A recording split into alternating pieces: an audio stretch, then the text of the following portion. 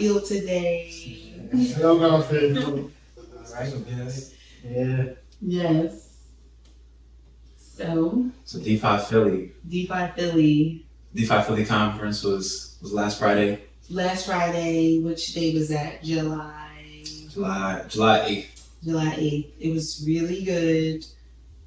So first of all, you were on a panel, Barbershop Speak. Barbershop Speaks. That was dope. That was a really dope event. I learned about a Black-owned barbershop on basically Broughton, Hollow Hill called Ethos. That was pretty dope. It was super dope. Tell us about your panel. So my panel was on, well, first of all, I love that the panel was Philly specific. Like that the guy who put it together, Jeff Noel, he made sure the second panel was all Philly, all people who are in Philly and like based in Philly. And so the panel was around becoming your own bank. And it then kind of went into a conversation around the space in general, like especially NFTs. People seem to be real intrigued with that whole NFT thing, and I think that that's kind of that's gonna be what's next. I feel like. Yeah, Definitely. It's a lot. I love that it was focused on decentralized financing. One of my favorite takeaways, I feel like, from the overall conference was that focus on decentralization.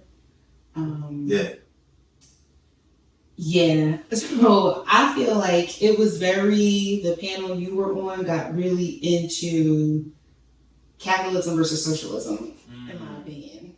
You know what I mean? When it came to the decentralized part of the conversation, or what? Like, just as far as how people are building in the space. Yeah. So one of the panelists was really focused on communities, and just in general, I feel like all of us as Black people are into the space to combat disenfranchisement. Right. Basically, using crypto as a vehicle for that. Yeah.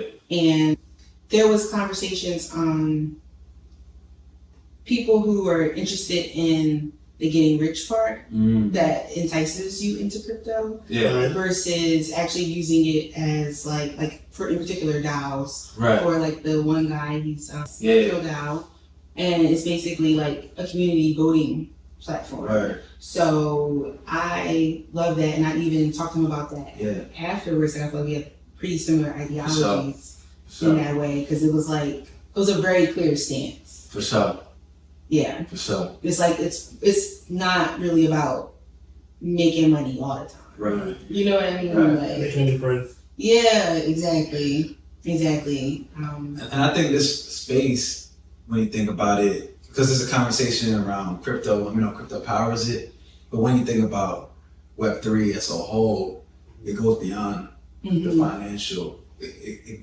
And I think that when we talk about freedom, that's a word that resonates a lot when it comes to the space. Yes. And so there was a phrase I saw written online a few weeks ago where it said, we often have this conversation around generational wealth, which is important, but what Web3 can do is unlock generational freedom. And I think that's very powerful. That is it. Yeah. That is it. So I know earlier we were talking about a podcast episode you shared, Tim Ferriss and Balaji. Last name, what's the last name? It starts with an S. Close. Okay. I won't butcher it. Another show notes feature, but I think that conversation on the nation state was pretty powerful. Right. So we put a pin in it to have that conversation now. Yes. So tell me your thoughts on what that even is. Right. You know what I mean? So Balaji, he was an early investor in a lot of different companies, and I know he was an early investor in Coinbase. That's one of the things that he's really known for. He's also known for being a real futurist, because a lot of predictions that he's made and a lot of the ways he's interpreted the world that comes way before its time has ended up being the case, and it was ended up coming about. And so he came up with this idea of a digital nation state, and that our world is going to start to move in this direction over the next 10 years. And what a digital nation state is. So he first of all, he just put out a book called How to Start a Country. And the book is out now. Okay. It dropped a couple weeks ago. Okay. And it was a podcast that you just referred to, promoting it. Got it. Through an interview with Tim Ferriss on the Tim Ferriss podcast. And so it's supposed to be a living application. So he's going to update this as time goes on, which is kind of cool. Sick. And so it's so there's this idea of a digital nation state. And so in the podcast, he breaks down what a nation is versus what a state is. And the way I kind of interpreted it as is the nation is people who have common values and a common culture that's created, and it's more about the people and the community, whereas a state is a lot of like the laws and regulations and like the policies and right. legislations, yeah. And so something that was very interesting is when you look at Facebook, for example, or some of these online communities that have been built, that if you look at the amount of people that are on them, they could really be considered countries. And the reason why people maybe don't necessarily look at it that way is because it's digital and it's not easy to delineate where the actual like borders are. Yeah, he was saying it's like clouds. Like, I think an interesting thing, he described it as like Russia can see its borders, like, you know, it's fighting for a piece of land, it's because you know the land is there. Right. And it's conceptualized, so it's like if you see it, you can fight over it. But the digital borders would be like between Facebook and Twitter's users and who's using more of which. But you wouldn't be able to aggregate that information unless you had both of their platforms to be able to see where those separations were. So that's why this space is interesting, because once you're holding a coin or a token, as soon as you exchange it, you're taking it from one place to the next, and you can see all that. So like that was a fire concept. Yeah. It was crazy. Yeah. It's really good. Like it was very eye-opening and refreshing for a lot of ideas I've had for years, like growing up and going to school, being really interested in like Black studies classes, revolutions, organizations, things like that. And it's like, oh, like this is the fucking play right here. Like this is the play. Like God is good. Like all the time, right? All the time. I mean, it's going to be very chaotic. So he basically was breaking down like America's going into anarchy. And I'm not going to spill all the beans because it was a very juicy podcast. I want to know all. But it was really dope. So I guess we'll all be staying home. It gotta get worse before it get better. Yes, absolutely. And I think always tying it into the humanity piece. What was very eye-opening for me about the politics in particular, and thinking about, so even the book I shared with you guys, The Sovereign Individual, right. It's a lot of the violence attached to currency.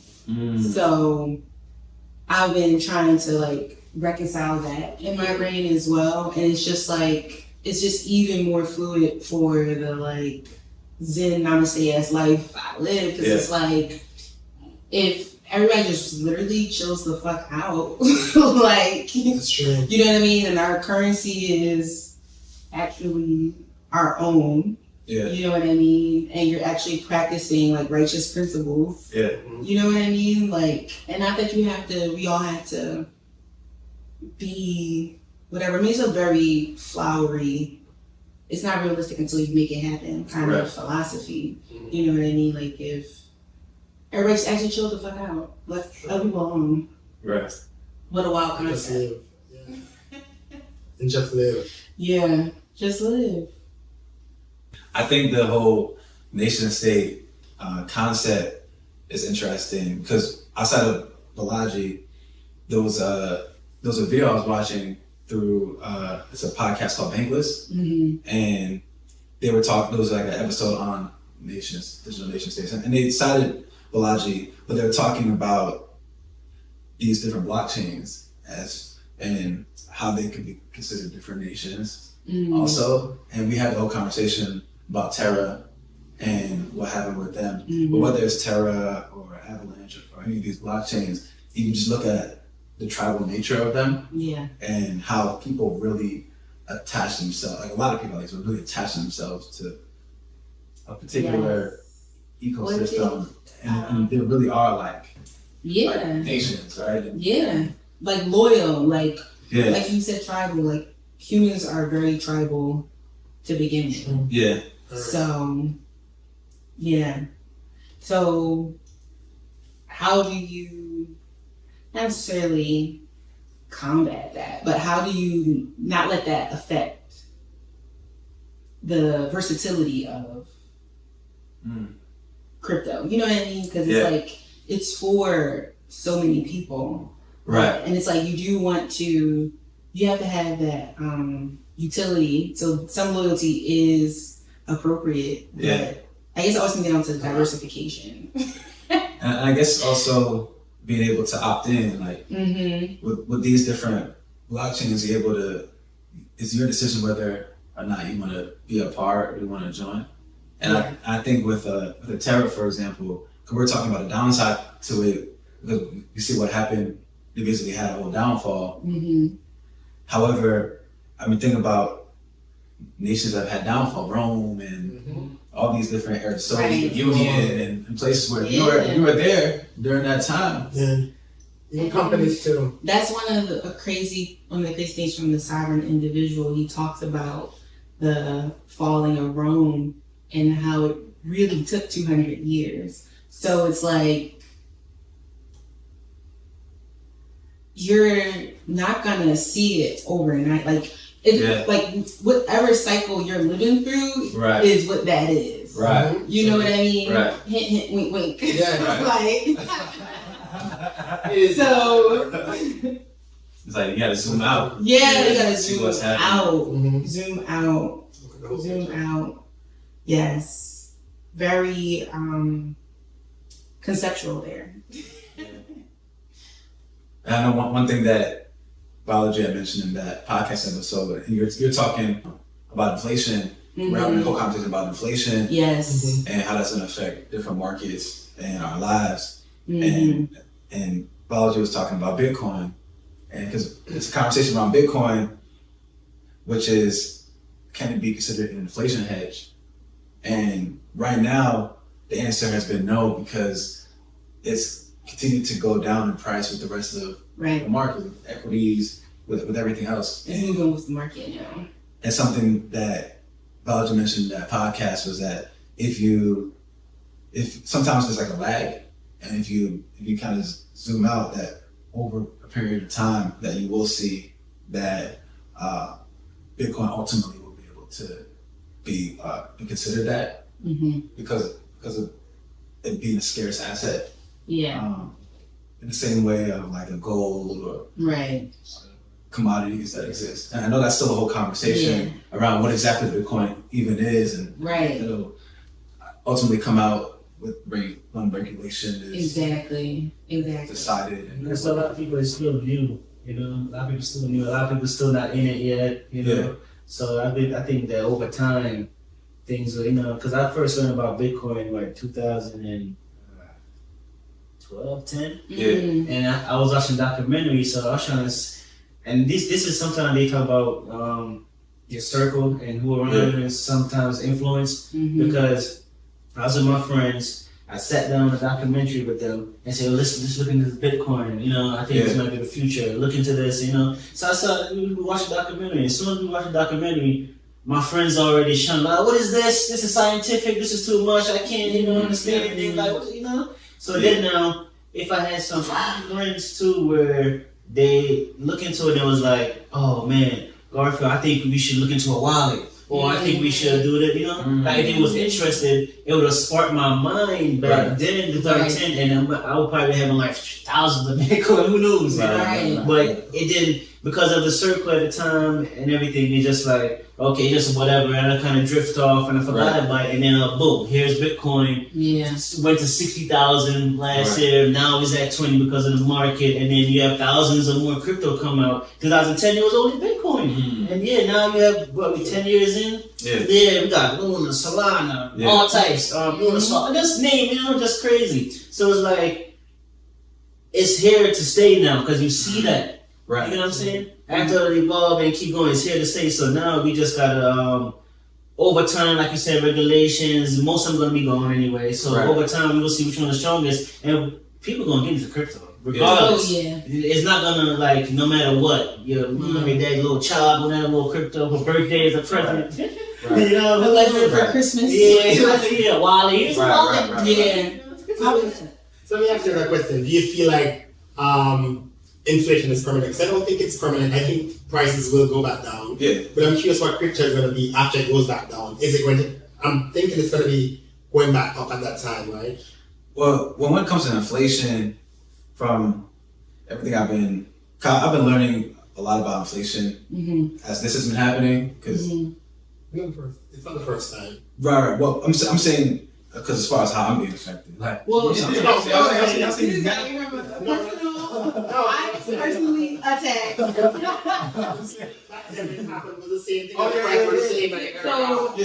So that is a really good note, though, because this is our first bear market as investors. This is the moment when we were getting started in real estate. Everybody's like, okay, like it's cute now, but it's gonna be that day. Like this is that day, respectfully. You know what I mean? Like it's like I'm not going out without a fight.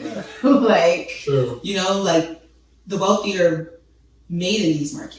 So it's just like, you know what I mean? Like, it's a Warren Buffett love bear market. Yes. And all he do is buy during this time. Buy. And that's the thought. They gotta think about this. Always buy. Don't be scared. Right. I was sitting down. Yeah, and I was sitting down with the investor one time at having dinner. He was like, people in 2008, people were scared. Listen, me, what I did, I buy. I just bought more, keep buying until, it went back up. Sure. It's that's how it is. Up and down. It's a cycle. Sure. So, can't be scared because you're in a bear market. I mean, that's what, so when it comes to the conversation about inflation, that's what the Fed is there for, to bring down, to keep inflation in check. Right. And I think it's interesting that when you look at when Powell was speaking in these meetings, there was a few weeks ago where he was saying that they realize they don't know, that they themselves are learning a lot about inflation. But based on when they decided to start with quantitative timing, to start pulling money out of the economy, and so I think right now it's a very interesting time because we're also seeing like how this idea of as investors, like, don't go against the Fed, but they say, and so when quantitative easing started during the pandemic, it was like, we saw everything go up, but equities and crypto, real estate especially, right? And now all that's kind of being pulled back, and it's very intentional to like help regulate the economy, right? And so from an investor's perspective, is asking yourself, okay, how do you respond to this? Given that awareness. But I think the question comes from each inflation. Like, for example, last inflation that happened, it was different things that caused it. So the resolution, that what was required for it was different. But now it's a whole nother, different now. It's more plug money. There's so much wealth around. So inflation is here, but it's not going to end. They're learning. Everybody's learning. Everybody's learning. Everybody's learning. Yeah. So now, so I got a question for you. Because so the reason why we're in this inflation is because of COVID and everything. Right. So and then you have all this money around. So it's just the resolution is it's interesting what will actually bring it down. You know, gas prices are coming down now, but nothing is coming down so far. Well, here's the thing though, because a lot of people are struggling. And during this period of time where, you know, the wealthier get wealthier, right, and the poor get poorer. Right. And so if you're on the two extremes, then you feel it the most, whether in a good way or a bad way. Right. And then if you're along the spectrum, then it's like, you know, manage however, right? And so now, and that's I feel like that's what it is. Mm-hmm. But my question for you though is, because this week the inflation numbers came out, CPI came out, and said 9.1%. Right, I feel like it's already. I feel like it captured what was going on a month ago. I don't feel like it captured what's actually happening right now. And the U.S. economy is strong. I know people talk about inflation, but you want to know real inflation. You go to Jamaica, you go to other countries. You're paying an extra $1 on a loaf of bread. When 20 years time in Jamaica, it's an extra $110 for the bread. You know what I mean? Yeah. So I feel like inflation here is different, and we've had prices this high before, but it was so long ago before even I was born. Yeah. So it's like, you know what I mean? We'll come back down again. And our economy is the strongest because we're the biggest. We're the best at everything that we do. You bring up good points in that everything is relative. Right? You look at the U.S. versus other countries that have serious inflation issues, like. Sri Lanka. Wait, how about Sri Lanka? Sri Lanka, yeah. That's crazy how they stormed the palace. They it was insane. And then burned the thing down. Period. I saw some pictures from that. That was. Yeah, I heard about Sri Lanka. Yeah, it's south of India. Yeah. No, I heard somebody. Where was I hearing this from? Well, I heard from somebody though. Yeah. How for inflation and protest. Yeah, and they stormed the palace. Was swimming in the pool, living there. Yeah. And he resigned for an email. That's crazy. Yeah, he ran away out of the country and then resigned. Childish. Yeah. Sri Lanka is an interesting country, but yeah. But yeah, so I feel like inflation, I feel like it will pass because people are working. The job numbers don't support a serious crash. Like everybody's, you know, it's not just line. So what are you saying? You don't think a crash is coming? No, I don't think it's coming. Not like yet. I don't think it's coming. I think if we survive, we just survive COVID. Yeah. Nobody's not working. Yeah. You know, all the other countries. Right now there's a grain shortage in the world. Who can provide that much grain for the world? That the world is short of. It's only America that can do it. No other country can fill that gap. So I'm curious where everything is going. Yeah, I'm curious where the world is going. I think the effects of COVID are still in play. Like, you know how when presidential campaigns happen and it's like the effects of decisions they made 2 years ago are happening. So like whoever's running is like getting the credit for it or they're getting shunned for it. I think the same with COVID. Like, you're right. It's still up for COVID. Like COVID is still wreaking havoc. You know what I mean? I just got to interject, and I'm not gonna put my guy on the spot, but a very close friend of mine has got COVID today. I got to go today, second time. Damn. COVID is still out here. But I feel like you're right. Inflation is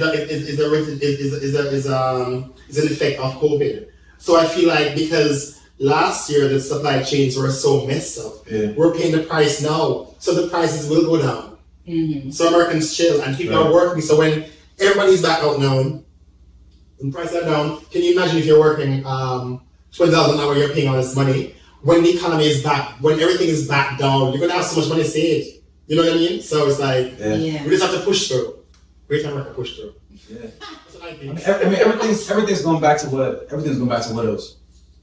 it was before, like prices and the market. Everything's going back to pre-COVID levels, and I think the challenge for a lot of people and institutions is there's just a lot of leverage that's being taken out of the economy, Right. and so the amount of credit, amount of debt, it's running rampant, and I think that's where the challenge comes. Even other countries being able to pay back other countries, like Yeah. I think that's where it gets a little messy. Yeah. It's just a super problematic, chaotic world. And I typically don't even care about things of such. I mean, here we are. You know what I mean? The good thing is that I feel like America if we were to lock ourselves off from the rest of the world, we would be okay. I'm not saying that we should do that, but America would be okay. But what's the other part? I'm saying That's the other part of it too. Like, we live in a global world. Right.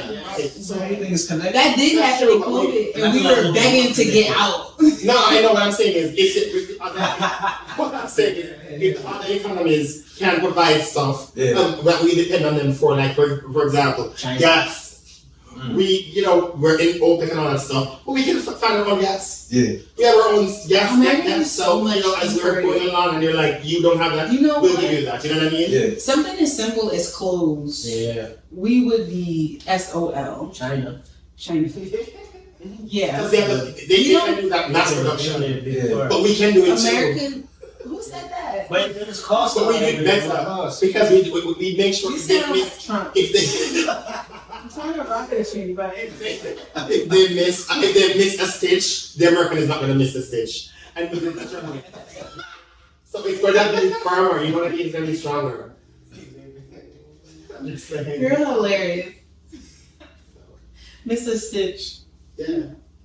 Nah, this is good. This is good. Yeah. This is good. I want to circle back to DeFi Philly and the guy from Metro DAO. And I was like, okay, yeah, this is where we're on the same page. Yeah. So at the Barbershop Speaks, someone asked about like policing of crypto and all that, like what you just described as regulation. Right. And his response was, before we even get into that, decolonize your mind, basically. That why is that? Why are you even anticipating that? Right. You know what I mean? Like, that something has to be policed, or it's like just that mindset in general. So I think, and then on the other side of that, it was like a lot of community policing, basically, which is like help hold each other accountable. You can see everything is on the blockchain. If somebody's like repeatedly wilding, you're freaking out of here. You know what I mean? Like, But I feel like existing laws will regulate it now. yeah. So the regulations are going to come, and this was one of Balaji's takes: is if Bitcoin becomes more powerful than the dollar, it's going to be seizing, like how FDR seized gold. It's like law. I'm taking your crypto, and it's because it's not on a cold storage wallet. It's still on some type of exchange. A regulation comes down. We're seizing. We need this. Get over it. Yeah. And people are going to be sick. Yeah. Unless it's non-custodial. Right. Wow. Unless it's truly decentralized. Right. Unless it's truly decentralized. Right. So, I think that's very. I want you to finish your point too, Mark. well, I mean, that was pretty much it. I mean, we're going into your question, so yeah. What I was going to say was, right now, there are a lot of exchanges and lenders that are going under, centralized exchanges and lenders that are going under. Mm-hmm. I think it's very interesting watching it all play out, from Celsius, Voyager that's filed bankruptcy, what else? BlockFi. There's a bunch of them that have been dealing with serious issues, have halted withdrawals, people can't get their money out. And these are all centralized platforms. But the DeFi protocols, even though we have what happened with Luna, but like the actual protocols themselves, they're continuing to operate as designed. And for what's out there that's truly decentralized, like it's just playing out how it really, I guess, kind of supposed to, because it's based on code, and that's what's facilitating it. It's not your reputation as like a company, for example, that is being given $200 million or being loaned $200 million to then go and loan it out somewhere else. Right. And so it's I think we're seeing the power of DeFi through this period of time, and we're seeing the potential of it. And the reason why I'm bringing this up is because you're talking about Bitcoin being seized, and I think that this is what's very interesting to be here during this period of time, like just like live in the world during this period of history, right? Because it's like how do you seize that, right? When we do get to that point, like the FDR moments, like right. When you have your own cold storage, when God gives me the downloads on what to do, when it's global, and it's not just even country by country, So I mean, like, you can live somewhere else, but that's not feasible. Like, so like even if you live somewhere else, you're still claiming citizenship. Like, there's so much. It just goes back for me why it's even more important for me to be sovereign, because this was a big topic at DeFi Philly as well, which is that's what it rose leads to. That's what it rose leads to. I would just like to say it's not even about if, it's about when they're going to take this. Like, it's not even, it's when. Like, that's just basically what it is. So now, expand on that though. When they're going to take. When they're going to take. So, like, take in the sense of regulate. So it could be like, I don't think anything's gonna be as okay, I saw a puppy run across the street with somebody behind. This still Philly.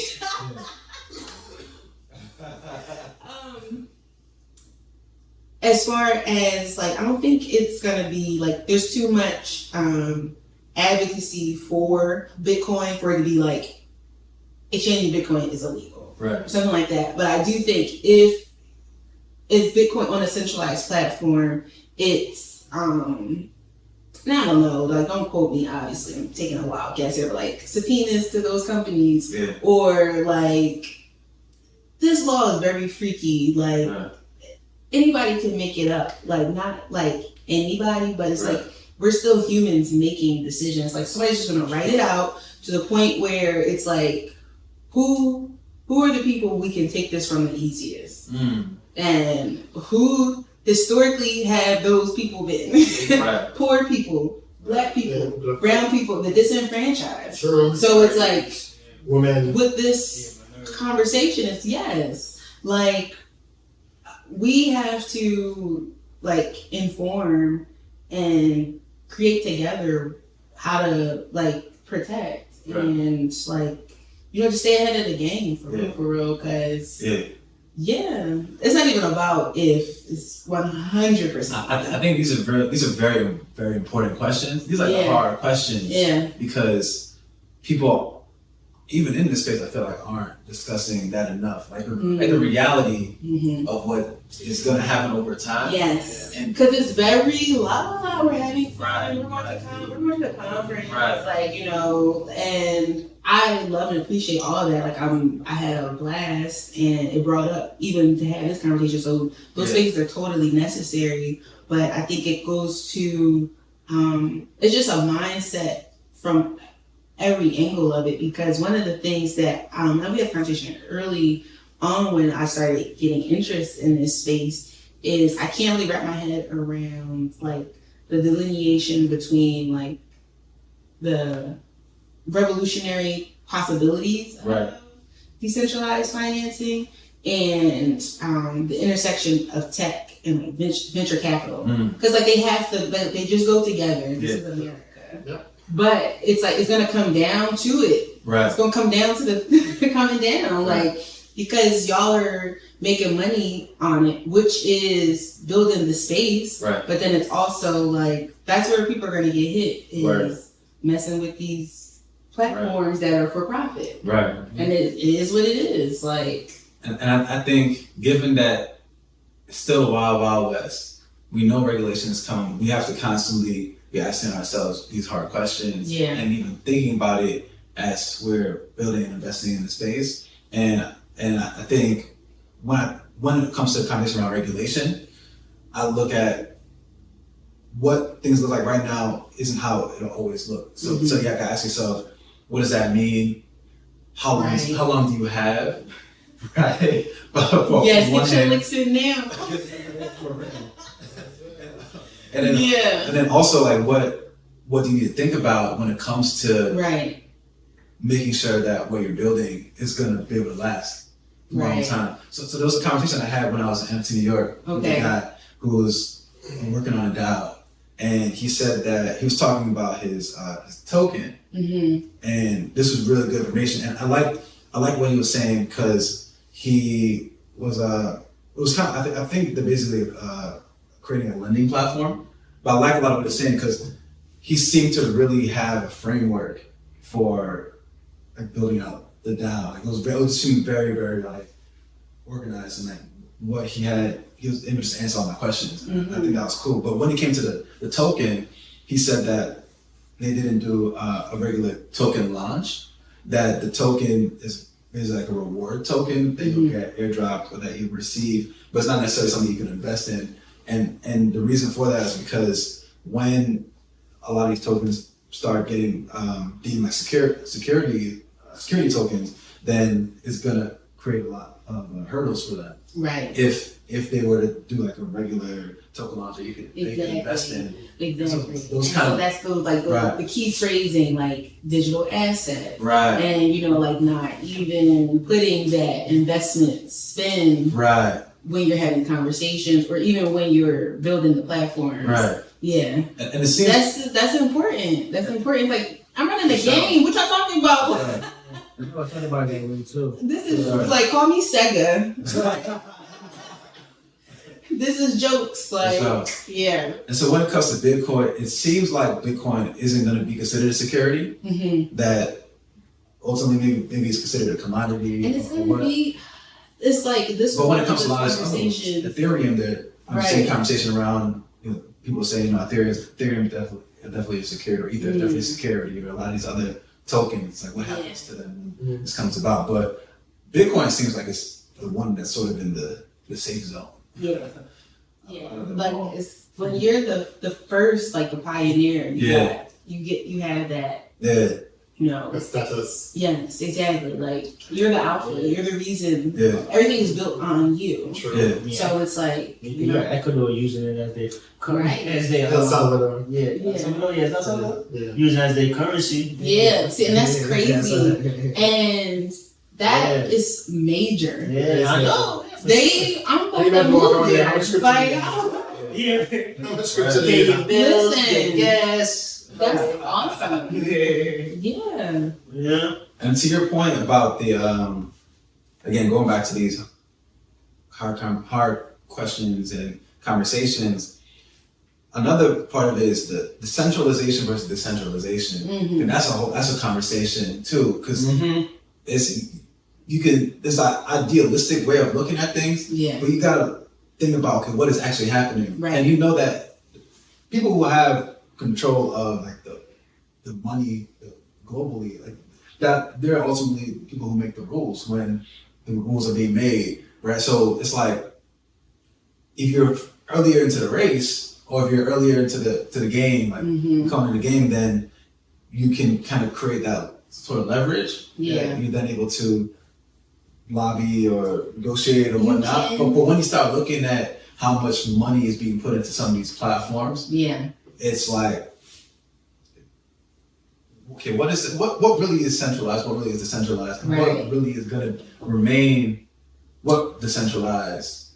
And so I think, I don't know, maybe this is a radical take, but anything that's even interested in traditional financing, what would you call them, like platforms or vehicles, is like, so that was one of the conversations at one of the panels at DeFi Philly, is asking for the SEC to what was it like to allow like Bitcoin equities or something like.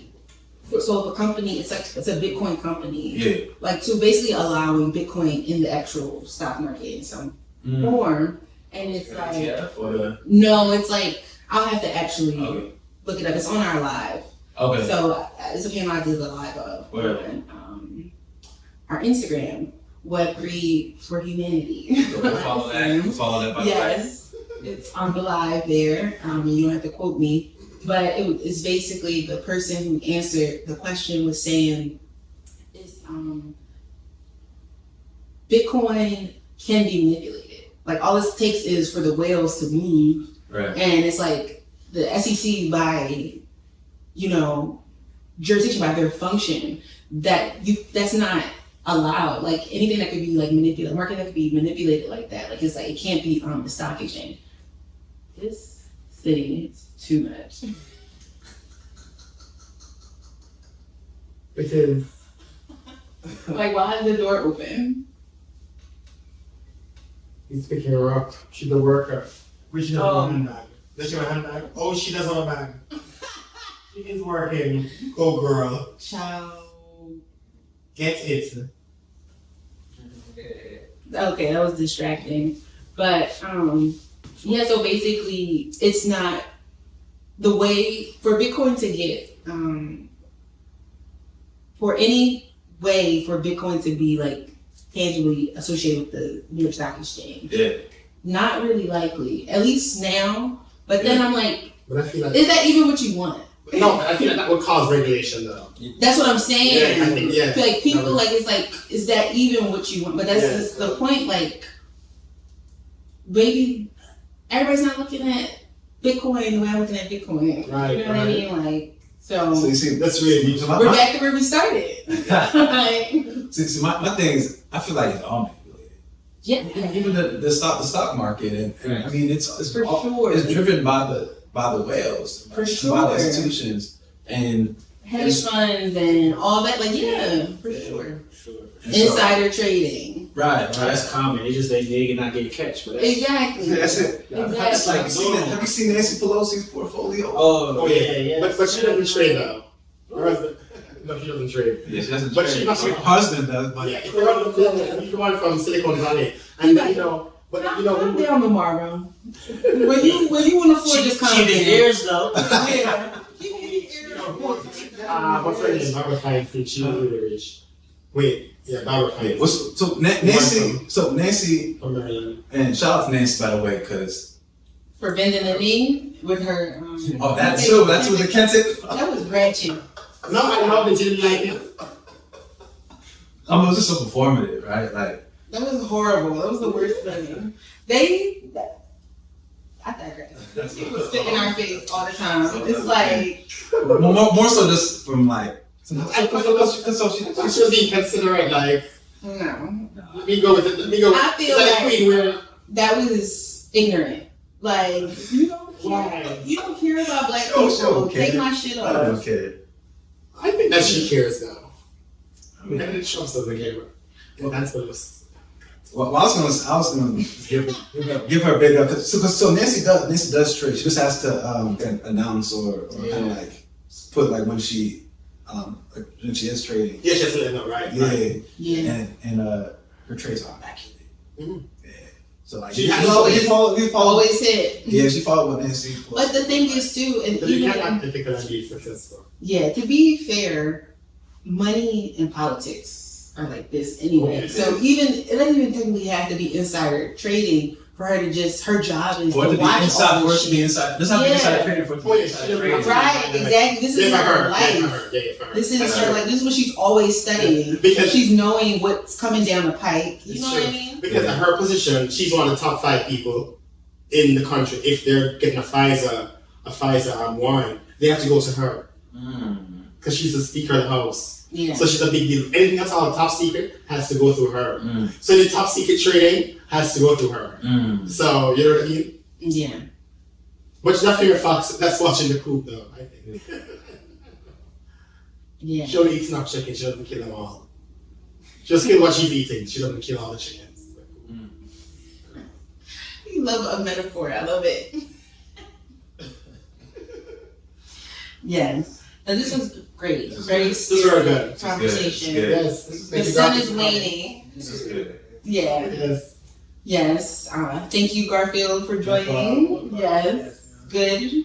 Make sure to follow us. Yes. Web3 for Humanity. Web3 for Humanity. Across social media. Yes. Especially subscribe to the YouTube channel. Subscribe, like, share, comment. We'll review it first, but.